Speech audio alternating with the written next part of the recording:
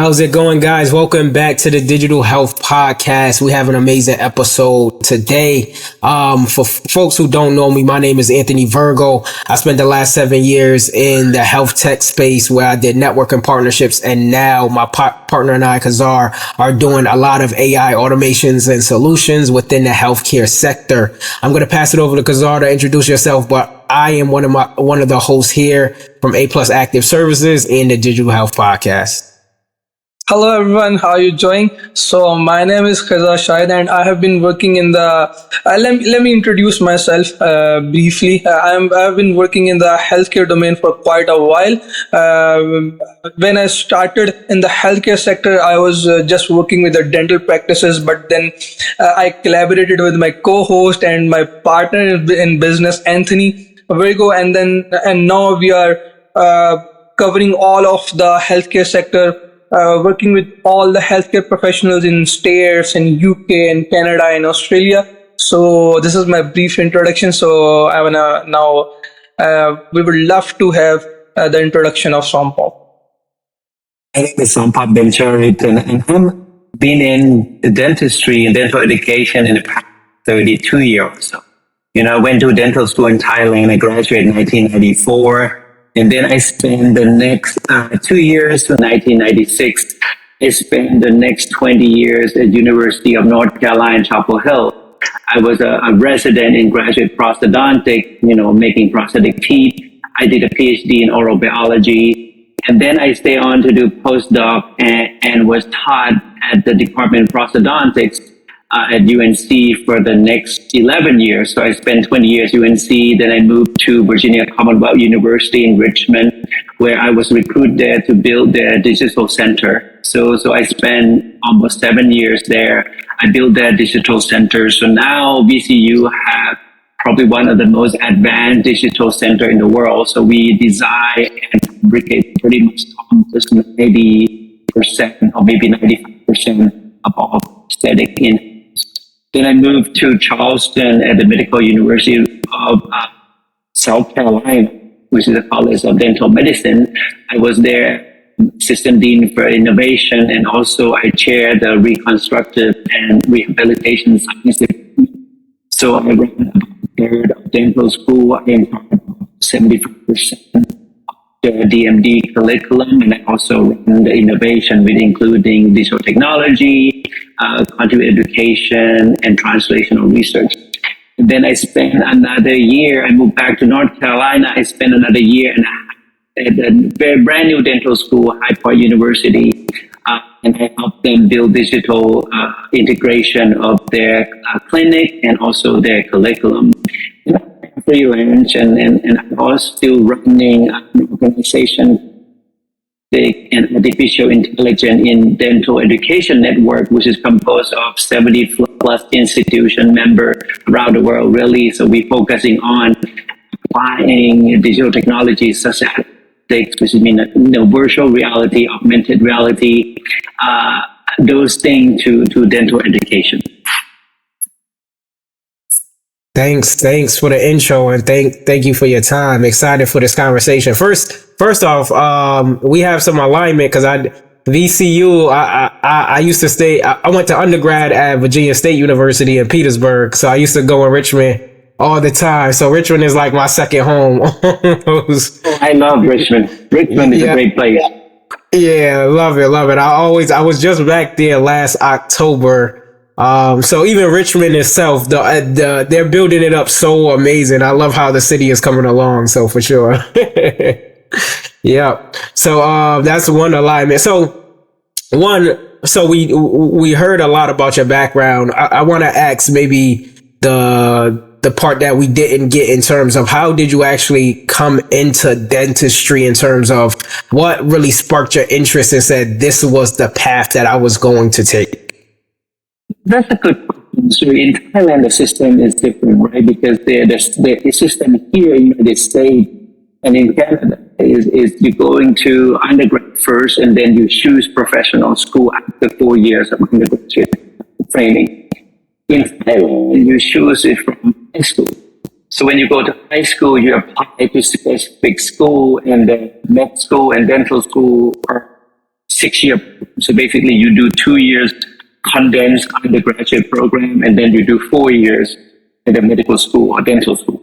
At the time, I was really wanting to be a doctor, right? So I'm interested in medicine, and then I asked my mom, like, hey, I want to go into medicine, and I have the list of ranking that I want. And my mom looked at it and said, these medical schools are so far, I don't want you to go. Why don't you look into dentistry? This is closer to home. It's supposed to be the best dental school in the country. I said, you know what? I tried. So I applied. I got in, and I didn't think too much about it. But the more I learned about it, is the more I like it, because dentistry are combined.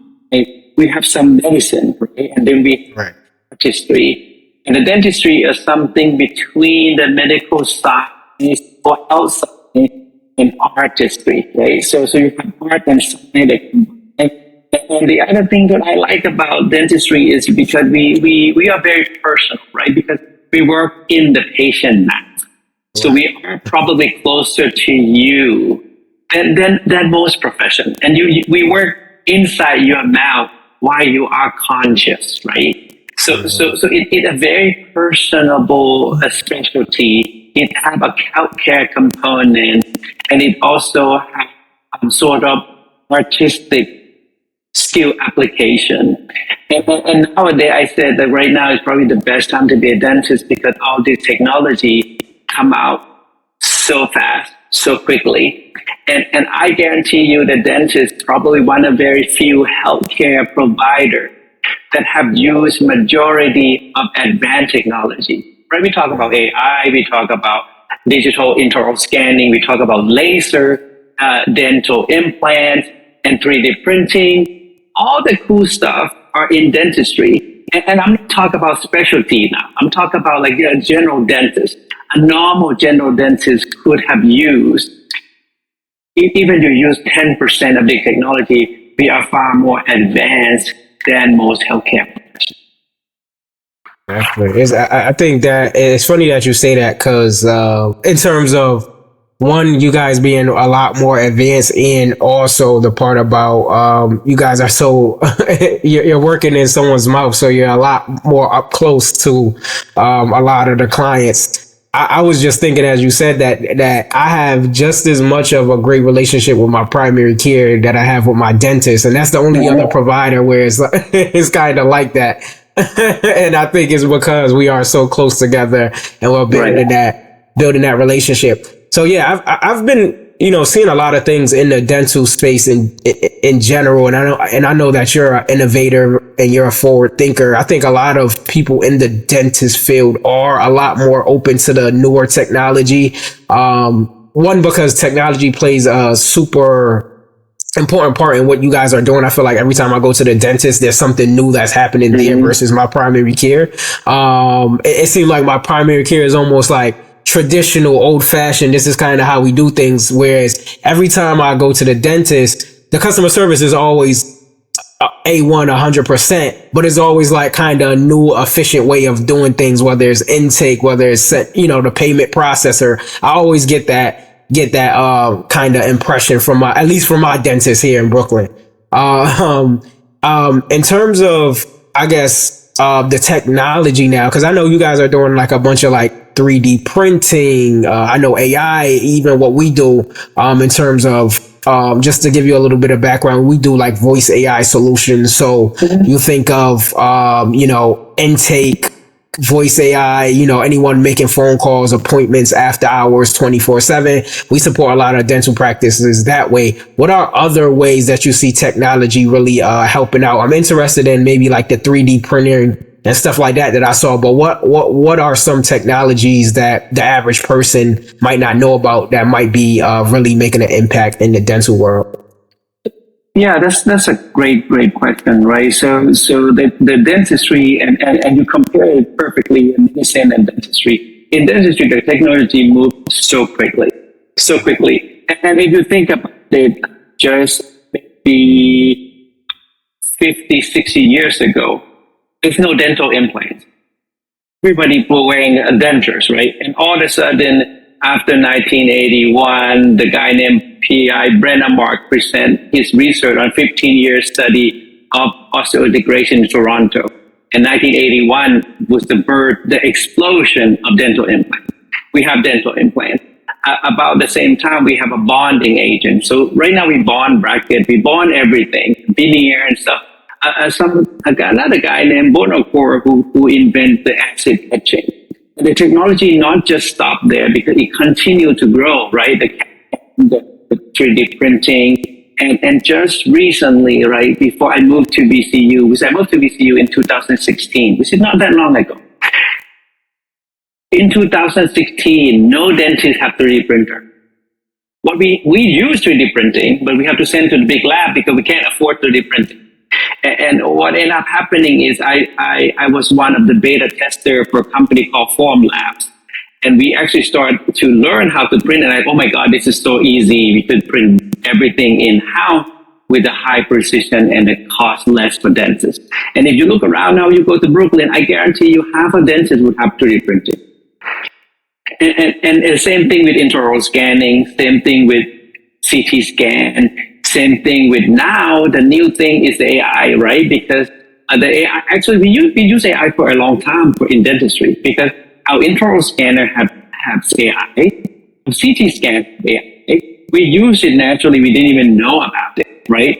But now we are conscious about this since ChatGPT started. When ChatGPT showed up in 2022, now everybody, oh my God, AI. But we've been using AI forever. We just never talk about it. We never know about it. But now, as you say, so now the AI working on looking out at our patient record, our AI talking to our patient. You have real-time conversation with our AI engine. Majority of the practice have it now. We are the same as medicine. When I talk and my AI record the conversation and put the notes for it. And my AI can call the patient and then answer all the questions that I don't have to. And I can actually make the AI just like, oh, this is what Sompop would answer to the patient. And this is the next phase of dentistry and it's the next exciting thing. And I don't see this technology to replace us, but it just makes us being a better practitioner. Definitely. I think that was I think I already know the answer to your question because my follow up to that was going to be like, are you for or against AI in this new world? It seems like you're for. By the way, Sompop, but when we go deep into the dentistry or when we have talked to a lot of dental professions working in the States. But many dentists are scared of AI. They used to say that AI is that dentistry is the people's business. AI has no place in the dentistry. So how? You mentioned, you are using AI. You have seen a lot of use cases of AI in the dentistry. So how easy was it for you to embrace the AI into the dentistry? Because we see one set of dentists present in the market who are very scared of AI. They are even not ready to use the AI in their daily operations, in their workflows. So how do you see those dentists? I think the part of it is that, they're always going to be resistant to change, right? This is the normal human behavior. But I would tell the dentist who said, oh, you know what, I don't want to use it. I said, don't think about AI as a thing. Think about it as a technology. And I would ask the same dentist, like, are you still developing your film? Because not long ago, we still, when I was in dental school, we have to develop our film ourselves, take X-ray, and then we just dip into bucket and, in the dark room, right? I mean, who does that anymore? We don't even have those film anymore, right? And of course, people were afraid of this technology at the beginning. And this is not that long ago. This is 2000. The year 2000-ish, we started to change into digital radiography, and we don't change fully until maybe 10 years ago. And this is the same thing as AI, right? Because I think part of it is I talk to dental school too, we need to teach people, educate our dental student and practitioner how AI actually work. Right now, we use them as a black box, right? We put some question in there and give you the answer. We use it as like a search engine. AI is not a search engine. AI is something that we could use, we could manipulate, or we could create something that be helpful for us. We think about it as, I think about it as a tool that assists my practice, the tool that assists to communicate with the patient, the tool that help me screen what type of patient will best for certain procedure, the tool that may predict better type of certain treatment, the tool that help me evaluate the patient. So it's just a tool. So it never can replace us. And if it is, it's fine. We can take longer vacation. We can retire faster, right? Yeah, I like the longer vacations and time. Yeah. I think I think we're in this world where, Khizar, as you know, we when we talk to either someone who's in medical or dental, we get people who are on the opposite sides. Usually we get someone who's like all three of us who are like thought leaders, innovators who see this technology as a benefit in some way, shape, or form. And then we have people that's on the opposite side. There's no benefit. They're pessimistic about it. And really is that term, right? It's going to take my job, or it's going to take our jobs, and things like that is what we hear all the time. But funny enough, what we've been doing in terms of like voice AI and helping, with intake and booking appointments and things, we've noticed that even customer or patient satisfaction has increased for a lot of our partners in some way, shape, or form with AI. So I guess in your experience, in what you're doing, have you been directly tied to any patients or clients where AI has affected them, and what has been kind of the feedback, or even just maybe your partners or the people that you work with, your teammates, what has been the impression on your end in terms of implementing AI, but still also keeping client satisfaction, a high priority? So if we talk specifically, generate AI for patient communication. We just call it patient communication. And I work with a couple of companies. I can't mention the name because I wouldn't want to advertise. But what I found is, instead of being so focused on getting things when people link things, instead of connecting to the patient. Number one is, when I talk to the patient, I just let my phone and collect the information from me. I used to use my dental assistant. My dental assistant used to write those things for me. Now, instead of my dental assistant have to do that, she can do whatever she wanted to, and my phone could replace that and collect information for me. At the same time, I spend my time connecting to the patient. I look in the patient's eyes and I try to understand the question. I don't have to worry about recording anything. And it gave me recording, it gave me summary, and actually it warned me things that I forgot to ask. Okay? Did Sompop forget to ask the patient his or her medical concern or issue that she may change, he or she may have encountered right now? And if Sompop actually show empathy, you can use it to the phrase is like being empathetic about the patient condition. It's end the conversation with an open-ended conversation and make sure that Sompop allows the patient to voice their concern before they leave them. And these things that sometimes we forget when you are busy, and it could directly, specifically, in the patient care there in real time. And it helped me write the script. It helped me so that I could we no longer use the patient, my assistant to call, but you can call the patient and give the summary of the appointment and give the follow-up. Definitely, that's an amazing example, because I even think on our end, on the medical side, right? We think about so many. I think keeping people at the center of this technology, or the human in the loop, is the most important thing. because AI isn't gonna catch a lot of those instances or those certain conversations that you're having with your client. You're thinking of someone who might come in with a toothache and they're describing their pain, and you're seeing their face and you're seeing how it's affecting their body.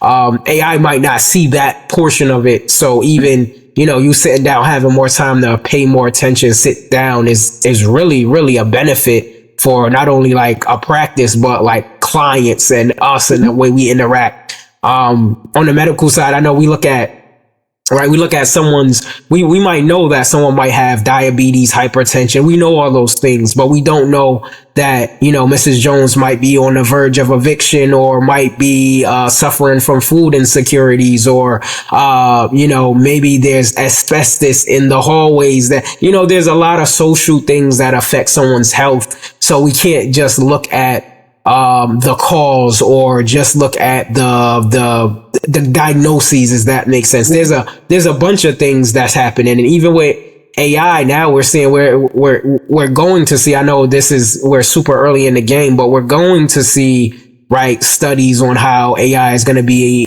impacting behavior or mental health in a good and bad way. I know I talk to my AI in a sense like a therapist almost all the time. So to me, it's a benefit, but it could be for someone who misses that or needs the human connection, someone talking, looking them in their eye, it might affect them in a different way, or just consuming like social media and stuff like that. We see all the long-term effects after the fact. But I think I'm on a trajectory where I'm seeing AI being a complete benefit, giving us the time back to do what we love best, and that's being super intentional, whether it's with our patients, with our families, with whatever we're doing 100%. So I love the fact that you brought that up. Now, in terms of some of what's going on in the media about AI, how do you stay grounded in terms of like your own learning as it relates to, your industry? So if you're talking about dentistry, in our world, there's a new AI tool that comes out every day. And I'm pretty sure it's the same for you guys, right? You guys are forward thinking in the dental space. So how do you guys stay grounded about what's good for like a certain practice or good for patients, and then what's not? How do you guys kind of like level set or decide what type of technologies that you guys go down a rabbit hole on? This is a great question. So because when you blink, there's a new AI company. It's almost like a booming, right? You call it the AI. 1000%. And just in dentistry alone, when you blink, there's a new AI company in dentistry. And it's not just voice over AI or Gen AI. It's just a small piece of it. When now we take X-ray, we have two major companies, Pearls and Overjet, that look into caries and dental tooth decay and bone loss in X-ray, right? Because now when the hygienist, when you go to the hygienist, you get the teeth clean, you take the biving X-ray, and then the biving X-ray kind of highlights stuff. So then when the dentist come and just glance through it, then you can see it. Those are two big companies, and all of radiology company have their own AI software now. And it's identify tumor, it's identify abscesses, it identify anatomical variation. And this is happening all the time. And that's just radiology, right? We're not talking about the design, the implant, design, placement, and 3D printing and integrating all those things. So the only way that physician can keep with this is to go to I would say, either ADA meeting, the specialty organization, that they go to the meeting, because we talked about it next week belong to the American College of Prosthodontists, with the largest organization for prosthodontists in the world. We were the ACP symposium in Boston, just talk about AI. I'm going there and keep a talk on AI and how do we see forward thinking what's going to happen in the next whatever 10, 20 years. And the ADA a workforce that all the oral 2050, and actually one of their panel on AI and technology, and it's not just AI technology, but all other things too. but we forward looking 25 years from now. 25 year, 30 year from now, how would we prepare? Because right now we have to prepare our dental students to practice 30 more years, not 30 years before, right? But forward thinking. And this is how the organized dentistry and the dental school are playing an important role on training our profession to be forward thinking and prepare for the new technology to come. Definitely, that's good. So, how would you classify, or what would you like? Say if you were to go back in time, or not even go back in time. Say you were talking to a student at VCU or something like that, who's going to go down the rabbit hole of dentistry and things like that. Being that you guys are looking super forward ahead, what kind of advice would you give, someone who's either going to go down the same path that you did, or just is curious? Like, what would you say, knowing what you know now about the technology? And then also, if you could go back to how, because when I was in college, I was naive to a bunch of things that was happening around me. So what would you, what kind of advice or information you would give to someone who's like just starting out or just getting their feet wet in this new environment? That's right.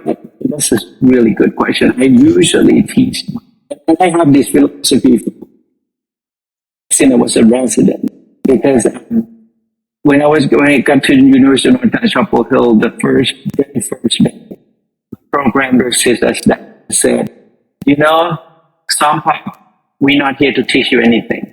And I was like, oh my God, I moved from Thailand. Thailand was on the other side of the earth, we are 4 hours different. So I'm coming here and they're not going to pay a tuition, right? It's expensive. And they're not going to teach me anything. It's like, and for the first time, I changed my concept, education. And the important part that I would tell anybody is that we need to train our learner to learn. If you know how to learn, right, you can learn anything. The problem, the education system, and this go across the board, it's not just dentistry, but everywhere, is we teach the content. We don't teach the student how to learn. Because if I teach you how to learn, it's just like if you teach somebody how to fish, you don't have to give them fish anymore. They can fish forever, right? Exact same concept. So now if you figure out how you learn, and everybody learn differently. The way I learn might not be the same way you learn. Everybody learn differently. Therefore, you have to give the student multiple type of learning experience. Go from somebody might want to read, somebody might want to watch videos, somebody might want to listen, right? So you can have different way of the learner and have them figure out what best for them to learn. And now when you know how you learn, then you're not afraid of new things. Actually, new things become a challenge and become playground. Oh my God, this is new technology. I can learn to use this new thing. Now for a long time, dentistry are not like that. And still in certain dental school are not like that. We teach the student, okay, this is the way how to do a filling. This is the way how to extract them. This is the way how to place implant. And they say, this is the way. So I don't teach my students that way anymore. They said, this is one way of doing it. You're going to find your own way of you doing it with the technology or technique or a workplace that you're comfortable and you like it. And once you find that, then you can redo it in different environment, different problem, different technology, different. And this is the fundamental innovation, right? If you teach people this way, we're going to have innovator out of here. We never have to worry about them anymore. And Sompop, I have a question for you, that you are the believer of AI. You are the one who loves to learn about AI. You are the one who loves to integrate AI in your daily operations. So what would be your message to the dental professionals in the industry who still don't believe in AI, or who still don't have integrated AI in their daily operations, in their dental practice workflows? So what is your message to those professionals working there? So to them is for them to open if they have an iPhone, or, whatever smartphone they have, they already use AI. If they actually watch YouTube video, they use AI. If they have a social media, they use AI. If they use an email, they use AI. So get on with the train or we will leave you behind, right? Because the AI, the resistance is not, and that's on one side. The other side is I think that they need to educate themselves. Because nothing is good or evil, is how we use them, right? So that the too much of medicine could kill a patient, too little medicine might not help the patient, but you need to have a balance. And AI is the same as everything else. You have to have a balance. You have a spot. We need to use them while we understand how it works and understand its limitation and understand how we can make the AI better. One of the things that the misconception about it is they think the AI is a solid thing. The AI model is, as we all know, it changed and you can train it. If it's not good right now, you can make it better. If it doesn't good in our hand at the beginning, you can train it to get better. And this is something that people who are afraid doesn't understand it. And then, oh my God, this thing makes so many mistakes. But hey, you can train it. You'll get better. Actually, That's amazing. I was just I think. Go ahead. okay. Actually, I was just studying the research conducted by the Harvard University that the AI model diagnosed the breast cancer for a woman, which would be like the woman is gonna have the cancer after 5 years, but the that AI model diagnosed the breast cancer for that woman 5 years before. So this is the scale. This is the way AI is helping the healthcare sector. AI is helping the patients living their lives in a better way. So I think, there is definitely a need for all of the healthcare professionals, not only for the dental professionals, but all of the healthcare professionals to look and to study and to learn that how they can integrate AI in their daily operations, how they can use AI to optimize the workflows, even in their dental practices, in their healthcare practices. So I think, there is the need of the hour for every healthcare profession, in fact, for every human being in the world to learn about AI and to study that how they can use AI in a better way to increase their efficiency. Yeah. I definitely I think agree that with is a you. good point. I think that's what there are two sides of it. And I think that is the analysis of the big data. And you can use it to look at the bigger in a more holistic way, more global way. That's one end, right? You say, oh, that's research. We don't care. But actually, when the patient comes to my chair right now, if I don't use it, I can just tell like Mrs. John, your implant success is going to be whatever 95% based on the literature. But Mrs. Jones is not part of the clinical trial. Percent success rate that I quote would not be related to Mrs. Jones, and Mrs. Jones probably not qualify for any trial for them because Mrs. Jones probably have too many diseases. Would be how can I tell Mrs. Jones like what your success rate may be better in certain conditions? Unless I use the integrated to medical record of Mrs. Jones and look at the dental record and dental history of Mrs. Jones, and I can be more predictably, just like what you suggested. I can tell Mrs. Jones, you know what? These are likely your complications you have based on your medical history, and these are percent risk factor that I can calculate it for you, and I can do that in real time. Without AI, I can't do that. I can just guess. Definitely. And I think that is the misconception. Like you said earlier, I love when you said letting people know or understand how they learn, because at that point it's not even going to be hard. It's going to be like a playground, like you said. I think even for me, I go back to, right, I was doing networking partnerships and a lot of the back end stuff in healthcare, and like this this AI stuff started to come out, and I remember me playing like Mega Man as a kid. That was like one of my favorite games. And I was like, whoa, this is like real world version of this. So I just dive deep. And then to me, it just feels like a game. You know, it doesn't even feel like I'm going back to school or taking certifications. I'm really just playing the game of AI almost, if that makes sense. So that's how I equate it. But hey, so Sompop, just want to say thank you so much for your time today. Where can people connect with you directly? What's the best channel where people could either contact you, ask you questions, or just reach out for any resources? Yes, so I'm very active on LinkedIn. So if you look me up on LinkedIn, Sompop Bencharit, and I write twice a day minimum. So I have my 8 o'clock, usually my opinion about certain thing. Different day, I have different theme. Like, I have a 3D printing Monday. I have a haptic Tuesday. I have a Wednesday prosthodontic wake up call. And I think I have AI Sunday, leadership Saturday, innovation Friday. Those are things that I write, and usually at 5 o'clock. 5 o'clock, I pick up some research, something that I'm interested in. Like, if you want to know if AI, what company actually invests most in AI in dentistry. So I wrote something like that, and I have some reference from it. And sometime I wrote about the latest innovation or the latest technique that people do.